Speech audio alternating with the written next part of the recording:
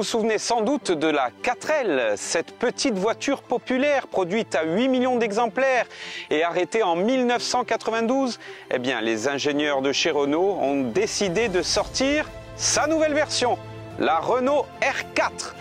Néo-rétro, on retrouve un petit peu des similitudes avec la Renault R5, mais là, cette fois-ci, donc, c'est la 4L qui est remise au goût du jour. Alors, immédiatement, ça ne saute pas aux yeux, mais on a quand même ces phares ronds ici, et puis cette large calandre qui est entièrement lumineuse. Au niveau des similitudes, ça se poursuit à l'arrière.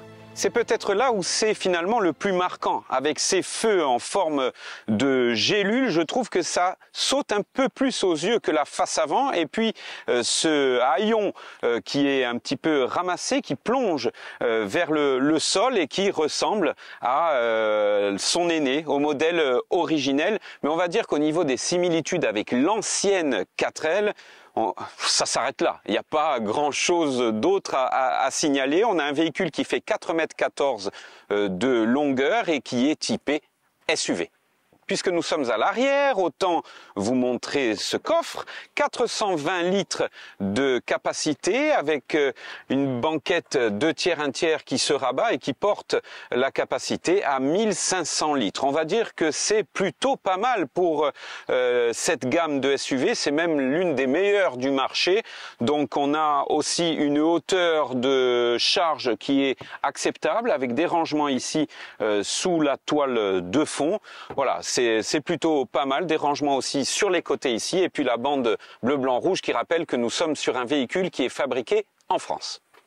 Allez, une fois n'est pas coutume, on va commencer par les places à l'arrière de cette Renault R4. On a un plancher totalement plat, puisque nous sommes sur un véhicule 100% électrique, une banquette qui est assez confortable. On regrettera peut-être quand même l'absence d'accoudoir central, de porte-gobelet. On n'a pas de rappel de climatisation ici. On a 2 branchements quand même USB-C pour les passagers arrière. Un ciel de toit qui rappelle la Renault 5 capitonnée. On n'a pas de poignée, hein, uniquement le passager avant a une poignée. Voilà, des rangements ici. On va dire que l'espace aux jambes est assez correct. J'ai laissé mon siège en position de conduite, c'est assez correct. Il n'y a pas trop de fausses notes. La sellerie est confortable, comme à l'avant. Voilà, ça reste basique mais familial pour ce type de SUV. Ce que l'on cherche immédiatement lorsque l'on s'installe au volant de cette Renault R4, 4L nouvelle génération, c'est bien sûr le levier de vitesse qui apparaissait dans les véhicules de nos parents et de nos grands-parents, des anciennes 4L ici en position centrale. Alors bien sûr, il a disparu.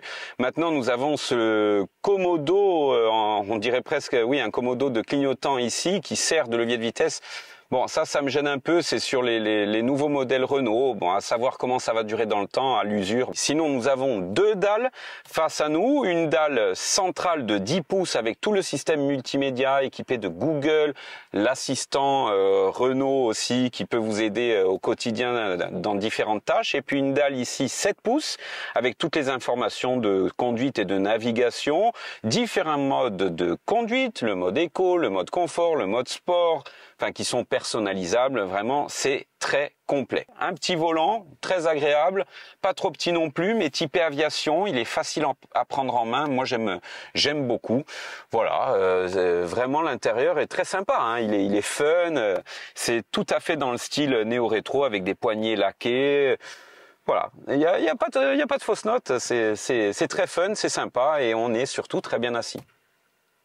Ce qui marque tout de suite lorsque l'on est au volant de cette nouvelle Renault 4, cette R4, cette nouvelle 4L, on va dire c'est le confort. On a quand même une assise très confortable, les sièges sont très agréables et puis au volant on a vraiment un confort de conduite qui est appréciable. Alors on a 150 chevaux sous le capot, on a une bonne reprise, on va dire, même si on a seulement 245 Nm de couple, c'est pas énorme, mais on n'est pas là pour conduire une voiture de sport. On a quand même des performances qui sont correctes, qui sont honorables, mais cela reste une voiture familiale. Nous voilà sortis désormais un petit peu de la ville afin de tester un peu plus en profondeur le comportement de cette Renault 4, 4L nouvelle génération néo-rétro. On a un système One Pedal également sur ce modèle. On va dire qu'il est plutôt bien positionné. Je sais qu'il y en a qui n'aiment pas le One Pedal, mais en tous les cas, je trouve que celui-là est plutôt bien fait. Au niveau du comportement, alors comme je vous l'ai dit, on n'est pas sur un modèle sportif, mais j'ai enclenché le mode sport et on a quand même une belle poussée. On a une batterie qui fonctionne bien, qui donne tout ce qu'elle a. Alors on a un 0 à 100 en 8 secondes 2, hein. C'est loin d'être une voiture de course, mais on va dire que c'est quand même honorable, c'est correct au niveau de la performance routière. On a encore une fois un amortissement qui est très agréable, qui est vraiment bien réussi, qui permet de maintenir le châssis. Vraiment, on a un confort de conduite qui est assez remarquable, je dois le dire. Et puis au volant, on a bien sûr toutes ces aides à la conduite, avec le maintien dans la voie, le drive assist. Sur certains modèles, on a le park assist aussi. Mais on a ce petit bouton magique qui est bien connu chez Renault, notamment au niveau de ces nouveaux modèles. C'est ce petit bouton qui désactive toutes ces alertes sonores. Ça vraiment, si tous les constructeurs pouvaient faire pareil, ça serait du pain béni.